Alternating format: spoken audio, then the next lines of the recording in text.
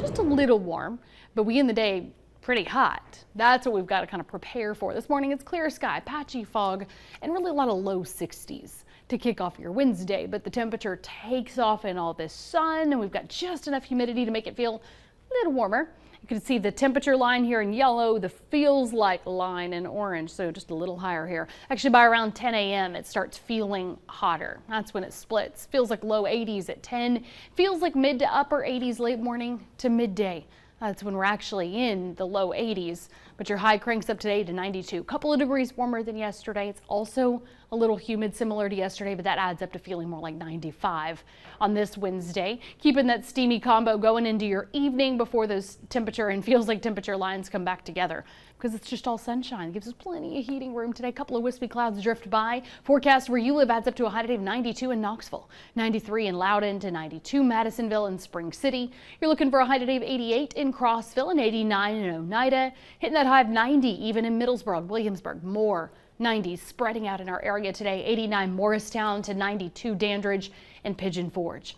Now tomorrow morning we'll have a few clouds, more of a stray shower even possible tonight, but a front is on the way. So winds will pick up, some scattered clouds move through, then spotty rain late morning. You see that around 10 a.m. actually at the Tennessee-Kentucky line. 11 a.m. to noon we start getting some isolated rain and a stray thunderstorm cutting through, but it's moving pretty quick. So midday paused plateau across northeast Tennessee. 1 o'clock in the afternoon, kind of reaching from Crossville through parts of Roane County to Knox County to the foothills to the mountains.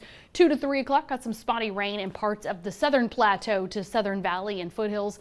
Notice the 3 o'clock hour now, very isolated here, Southern Valley to mountains, and then it's gone. But at least it is a cold front, so pulling in behind it will be some more cooling air, some more winds that'll help us out on that temperature part of the story first. But if you were hoping for more rain, that speed and that coverage are what doesn't do us really any favors here. 20% of our area collects a few hundredths to a tenth of an inch, could have a very lone higher amount, but it moves fast enough that it's hard for it to really accumulate much.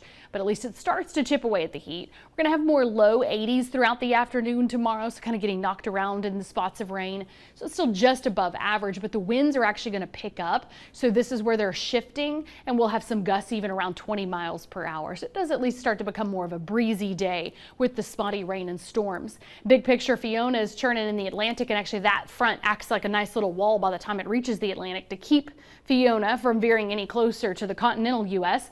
And then the second front is the one that's going to do us some favors later on this weekend. We'll have a little stray shower on Saturday with a few passing clouds, and then we'll have scattered rain and storms on Sunday and Sunday night. So while the coverage isn't widespread, at least it's a little bit better. Right now that is the trend still, so that helps to double down on these temperatures. So again, 90s today, 80s tomorrow, then 70s on Friday.